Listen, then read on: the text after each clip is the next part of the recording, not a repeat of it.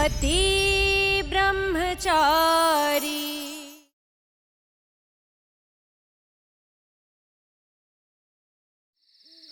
सूरज, मैं गुलाब सिंह की बेटी हूँ, मैं अच्छे से जानती हूँ उन्हें। तुम कितनी भी कोशिश कर लो उनकी छवि साफ करने की, लेकिन वो भी उतने ही दोषी है जितनी की बिंदिया, समझे तुम?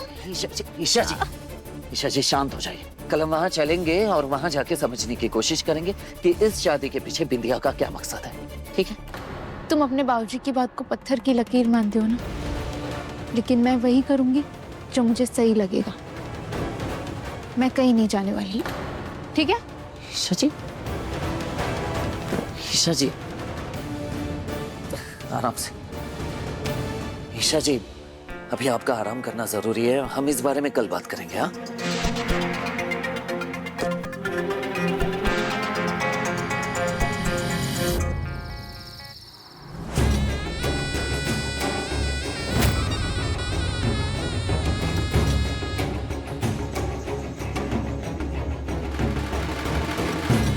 कल तुझे बिंदिया की दावत पे आना ही पड़ेगा सूरज, वो भी ईशा के साथ, ताकि ईशा अपनी आंखों से देखे कल क्या हंगामा होता है। बाबूजी बेचारे फंस गए हैं, उनके सामने बिंदिया का सच लाना पड़ेगा। इसके लिए हम कल गुलाब हवेली जरूर जाएंगे।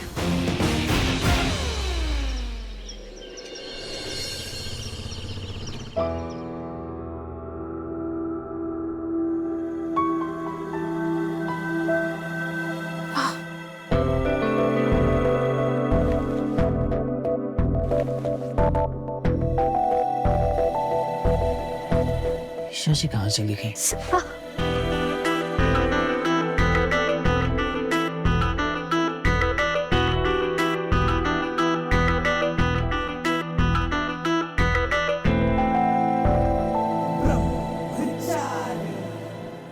क्या हुआ ईशा जी? वो सूरज मसल पुल हो गया ना, और मैं प्लीज बांध हूँ, मुझसे बंद नहीं रही है, पर कोई बात नहीं, मैं मैनेज कर लूंगी। नहीं, आप चिंता मत कीजिए, मैं ये अदिति दी को बुला देता हूँ। अदिति दी, अदिति दी। क्या है? अदिति मंदिर गई है।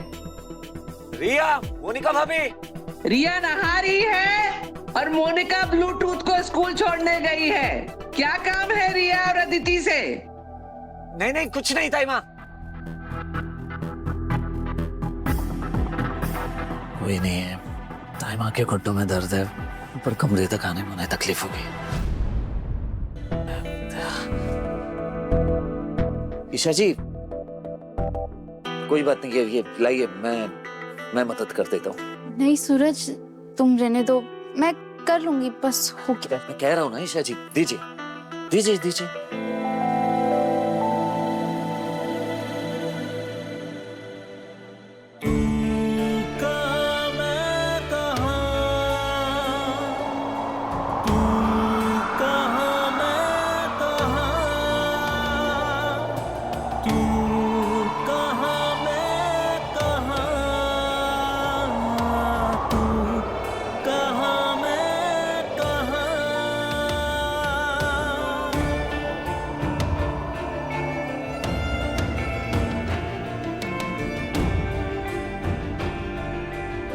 ईशा जी, ये पकड़े।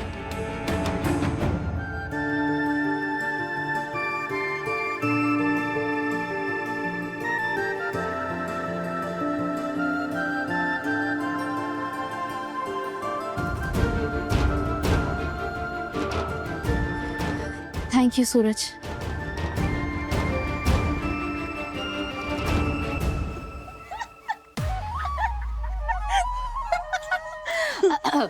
माँ ने बताया तो बुला रहा था, इसीलिए हम आ गए। पर लगता है अब हमारी यहाँ कोई जरूरत नहीं है। अदिति, आप भी ना बस मेरे टांग खींचते रहती हैं। अगर आप दोनों आ गए थे तो बोल दिया होता ना, वो ईशा जी को हेल्प चाहिए। हमें कोई शौक नहीं है पति पत्नी के बीच कबाब में हड्डी बनने का, है ना? हाँ। वैसे अदिति दी, मैंने ना पहला ऐसा ब्रह्मचारी देखा है जो इतना प्यार से रोमांस भी करता है और ब्रह्मचर्य भी नहीं तोड़ता। अरे वो ईशा जी को हाथ में दर्द था, मैंने आवाज भी दी थी, कोई आया ही नहीं तो क्या करता, तो मैंने हेल्प कर दिया और क्या। ओ बेचारा क्या ही कर लेता। हाँ दीदी जी, पता है सूरज भैया तो पहले एकदम भड़के हुए रहते थे, तो एकदम क्यूट वाला गुस्सा करते हैं। शादी के बाद अच्छे अच्छे शेर ना शांत हो जाते हैं, तो अपना सूरज क्या चीज है ना रिया? बात तो सही है। आप दोनों मिलके मेरा मजाक उड़ा रहे हो ना? हाँ? नहीं उड़ाइए उड़ाइए, जितना मजाक उड़ाने उड़ाइए। वैसे भी ना आप दोनों हमेशा मेरे पीछे ही पड़े रहते हैं। चलिए हटिए, जाने दीजिए। अरे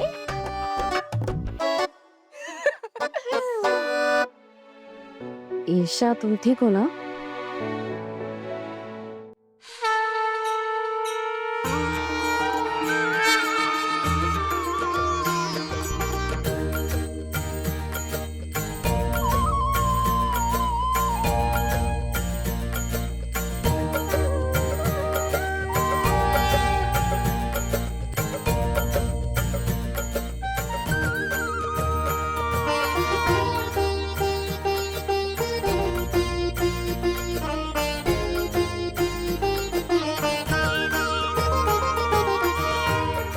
कितनी मधुर आवाज है नमा, ऐसा लग रहा है साक्षात सरस्वती फूट रही है कंठ से।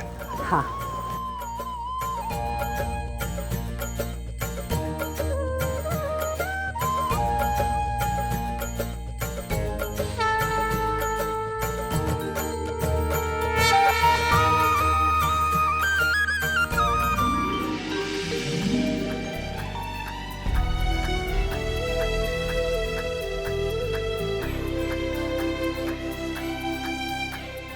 जुग जुग जियो, सदा सुहागन रहो और मेरे बेटे को हमेशा खुशियां दो।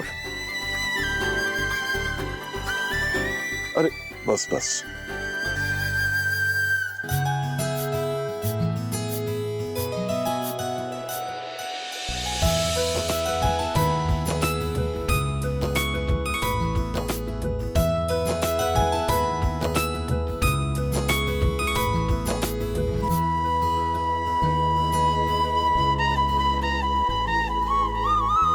तुम दोनों बहुओं को ये तमीज सिखानी पड़ेगी कि अपनी सास के पैर छुओ। माना कि ये तुम दोनों की हम उम्र है, पर रिश्ते और पदवी में तुम दोनों से बड़ी है। पैर छुओ। अरे नहीं नहीं नहीं नहीं, भले ही रिश्ता और ओहदा बड़ा है, लेकिन मैं चाहती हूँ कि हम सखियों की तरह रहें, प्यार से मिलजुल कर अपनेपन के साथ। काव्या बहू, नाश्ते की तैयारी करो।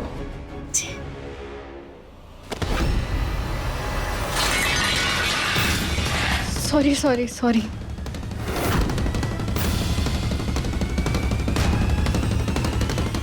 राम राम,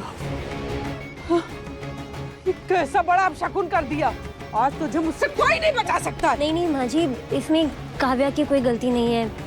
पता नहीं मेरे हाथ की पकड़ी कमजोर हो गई थी और मेरे हाथों से थाल नीचे गिर गई।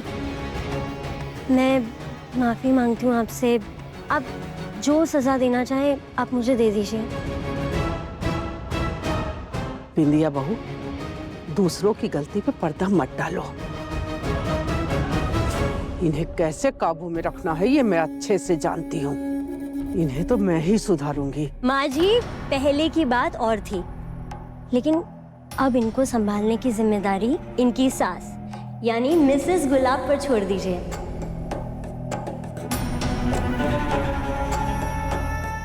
विद्या ठीक कह रही है माँ। अब तुम्हें अपने कंधों से घर की जिम्मेदारियां उतार कर बिंदिया को दे देनी चाहिए और आराम से अपना जीवन बिताओ। मुझे बिंदिया पर पूरा भरोसा है, ये हमारे घर में आई अव्यवस्था को धीरे धीरे बिल्कुल ठीक कर देगी।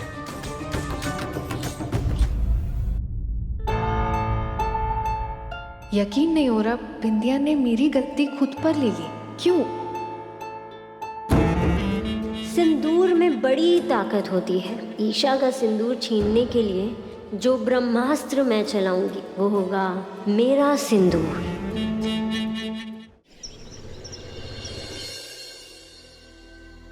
चल चल चलो, सारे काम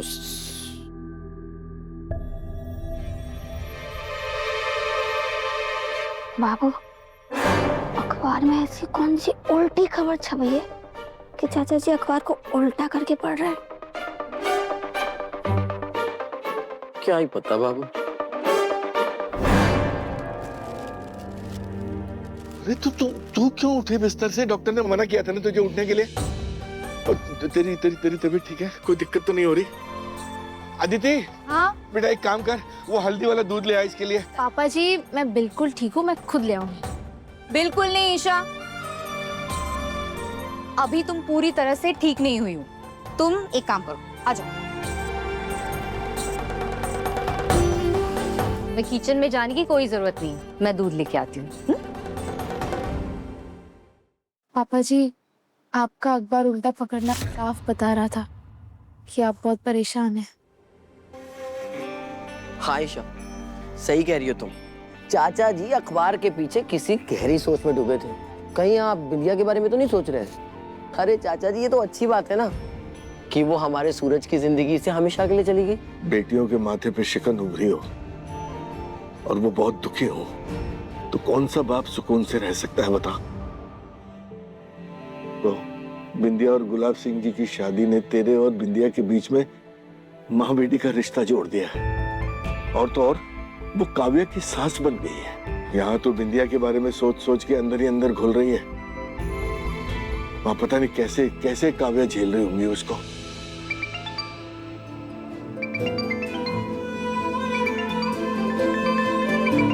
अरे काव्या का फोन है, एक मिनट में स्पीकर पे डालता हूँ। Hello hello. हाँ काव्या बेटा, कैसी है तू? सब ठीक है ना? बिंदे ने तुझे कोई तकलीफ तो नहीं दी? किसी प्रकार की कोई दिक्कत तो नहीं है? जैसे कोई दिक्कत हो बता देना तू। नहीं पापा, मैं बिल्कुल ठीक हूँ। हाँ आई नो, आप लोगों की तरह ना मैं भी बिंदिया को लेकर बहुत स्ट्रेस में थी, मगर आज पता है एकदम ही अलग बात हुई। आज बिंदिया ने दादी के सामने मेरी साइड ली, जबकि गलती मेरी थी, मगर उसने खुद पे ब्लेम लिया और मुझे बचा लिया।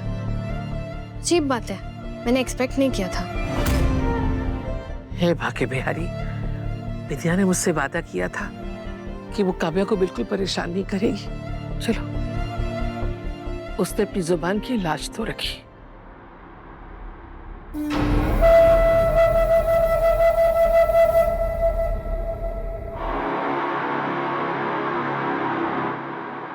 प्रणाम बुआ जी।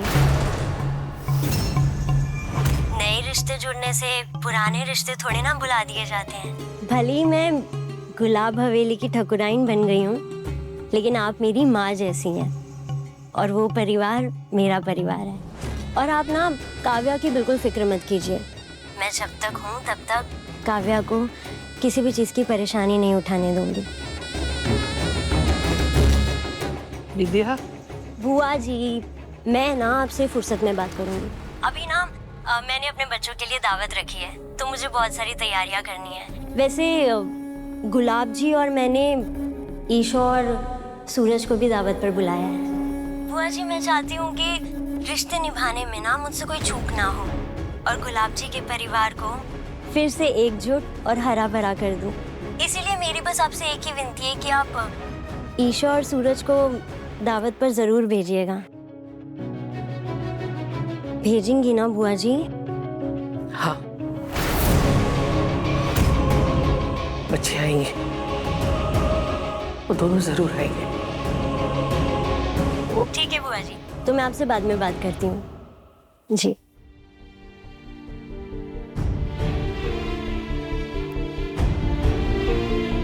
तुम दोनों को गुलाब सिंह जी ने बुलाया है खाने पे, दोनों चले जाना। हाँ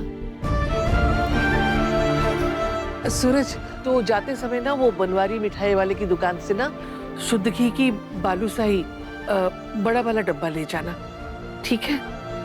चले जाना तुम दोनों। ईशा जी दावत पे जाने के लिए तैयार हो जाइए। नहीं,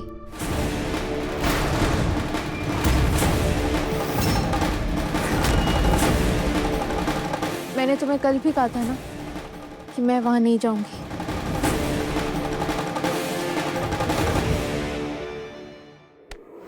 अरे भाभी, जब मुंह खोलेगी मुंह से ना ही निकलेगा। क्यों नहीं जाएगी? मैं जानू तो क्यों नहीं जाएगी? बता मुझे, बता क्यों नहीं जाएगी?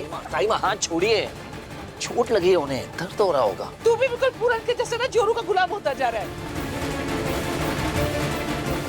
अरे बीवी की तकलीफ के आगे तुझे बिल्कुल लोक लाज मर्यादा का लिहाज ही नहीं है। भाभी रहने दीजिए ना भाभी, अगर ईशा बहू का मन नहीं है जाने का तो रहने दीजिए, छोड़ दीजिए। अरे क्यों छोड़ दे देवर जी, क्यों जाने दे? बेटी की ससुराल के साथ रिश्ता निभाने में कोई चूक नहीं होनी चाहिए। अगर महारानी को अपना मायका समझ के नहीं जाना है तो ना जाए, लेकिन काव्या की भाभी और इस घर की बहू होने के नाते इसे अपनी ननद की ससुराल से रिश्ता निभाना पड़ेगा। गुलाब हवेली अब सिर्फ इसका मायका नहीं, काव्या की ससुराल भी है।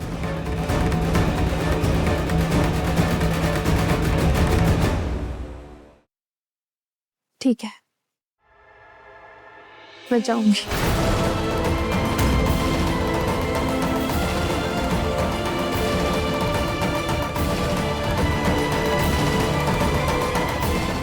जानता हूँ ईशा जी, आपको बहुत तकलीफ होगी अपनी माँ की जगह बिंदिया को देखने में, लेकिन मैं आपसे वादा करता हूँ ईशा जी, बहुत जल्द मैं बिंदिया की सच्चाई भाऊजी के सामने ला के रहूंगा, और इसके लिए हमें वहां जाना होगा। बाबू, काश हमें भी गुलाब हवेली जाने का मौका मिलता तो हम भी अनुराग जी और खुशबू जी को मनाते कि हमारा बच्चा ले लो। बाबू, तुम भी कुछ जुगाड़ लगाओ ना। अब मम्मी, मैं सोच रहा था कि ऐसे में गुलाब हवेली सूरज और ईशा का अकेले जाना सही नहीं होगा। वो ईशा ने कहीं गुस्से में समदन जी से कुछ कह दिया तो, अब मेरा मतलब है कहीं बिंदिया को कुछ बोल दिया तो मैं ये सोच रहा था कि मैं और मोनिका साथ चले जाते तो।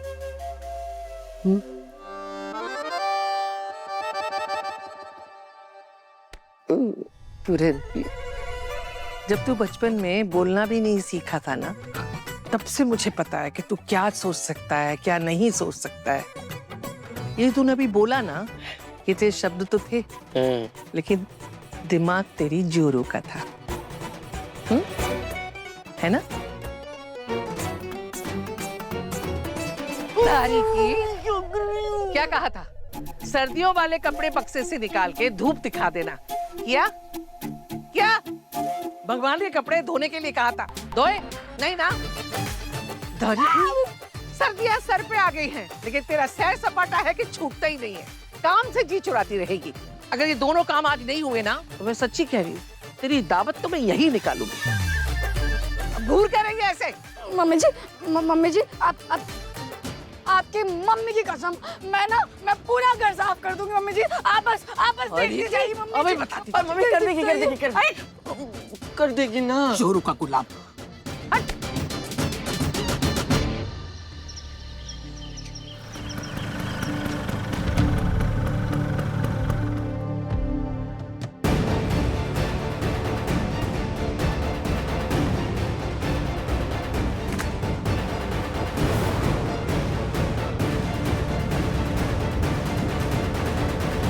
ईशा जी, जब भी जिंदगी के अड़चनों के आगे मैं रुका, आपने मुझे हौसला दिया, मुश्किलों का सामना करना सिखाया।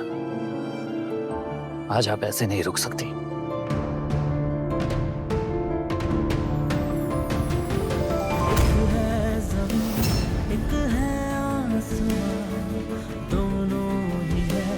दोनों से जुदा रहते हैं, दोनों ही साथ साथ, पर लंबी है दूरियां, दूरियां। तुम कहाँ, मैं कहाँ, आपका पति आपके साथ है, चलिए।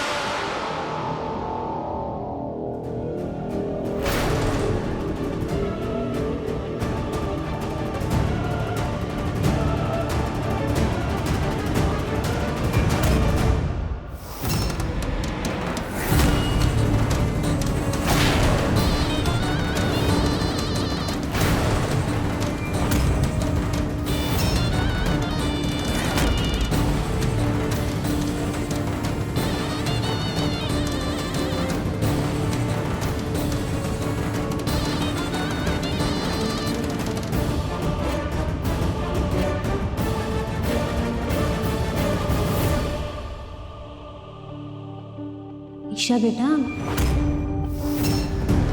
ये तुम्हारे सर पे चोट कैसे लगी? कुछ नहीं, बस ऐसे ही। और ये ड्रामा बंद करो बिंदिया। ना मैं तुम्हारी बेटी हूँ और ना ही तुम मेरी माँ की जगह ले सकती हो। तुम मेरी नजरों में सिर्फ गुलाब सिंह की दूसरी औरत हो, समझी तुम? सूरज जी, अब तुम ही समझाओ इसे। आंखें बंद कर लेने से दिन रात में नहीं बदल जाता और ना ही रिश्ते मिटते हैं। अब जो रिश्ता बन गया सो बन गया। माँ बेटी का रिश्ता है हमारा, निभाना तो पड़ेगा।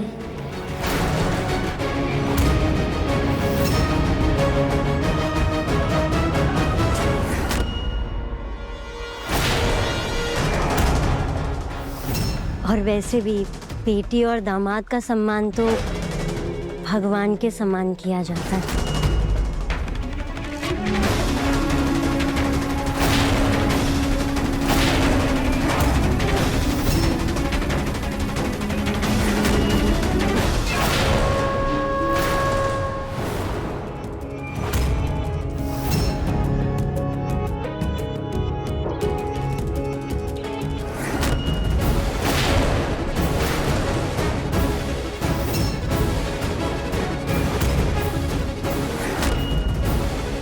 तुम कितने भी कोशिश कर लो बिंदिया, सूरज और मेरा साथ कभी नहीं तोड़ पाओगी।